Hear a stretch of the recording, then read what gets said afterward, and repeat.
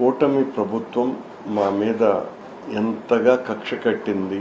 మేము జరుగుతున్నటువంటి దాని మీద ప్రశ్న వేస్తే దానికి సరైనటువంటి సమాధానం చెప్పకుండా మత సంబంధమైనటువంటి సున్నిత అంశాలలో రెచ్చగొట్టే విధంగా వ్యవహరించినట్టుగా మా మీద తప్పుడు ఫిర్యాదు ఇచ్చి టీటీడీకి సంబంధించిన బోర్డు సభ్యుడు ఒకరు కేసు పెట్టినంత మాత్రాన నేను ధర్మం వైపు నిలబడకుండా పోవటం అన్నది ఎట్టి పరిస్థితుల్లోనూ జరగదు.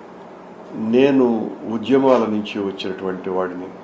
న్యాయం ఏ వైపున ఉన్నది ఆ న్యాయం పక్కన నిలబడటానికి నేను ఎంతకైనా కూడా ముందుకు వెళ్తా.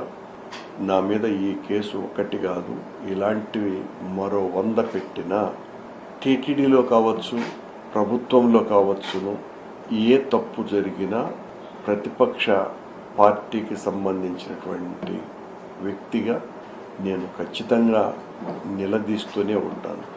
అందులోనూ కూడా దేవునికి సంబంధించినటువంటి విషయంలో చాలా గొప్పలు చెప్పుకునేటువంటి మీ కూటమి పాలనలో జరుగుతున్నటువంటి అరాచకాలను ప్రశ్నించకపోతే అది పాపమవుతుంది. ఎందువల్లంటే దేవుడి పేరు మీదనే మీరు రాజకీయం చేయిస్తూ అధికారంలోకి తప్పుడు వాగ్దానాలు చేయటం ద్వారా వచ్చినారు.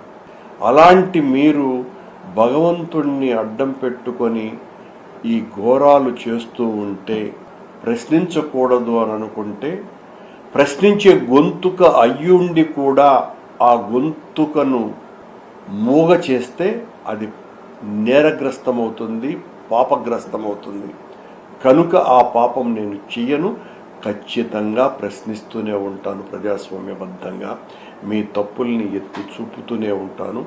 మీ పాలనలో ఈ 10 నెలల కాలంలో పెద్ద ఎత్తున టీటీడీ వ్యవహారాలలో మీ చేష్టల వలన అప్రతిష్ట మూట కట్టుకున్నది అన్నది ఏదో నేను మా పార్టీకి సంబంధించినటువంటి వాళ్ళు చేస్తున్నటువంటి విమర్శ కాదు. ఇది మొత్తం హిందువులందరిలోనూ కూడా ఏర్పడ్డటువంటి ఒక స్థిరమైనటువంటి అభిప్రాయం. ఆ అభిప్రాయం కలిగించే విధంగా మీ ప్రవర్తన, చేష్టలు, మీ పాలన ఉండటం కారణంగానే ఈ దుస్థితి వచ్చింది.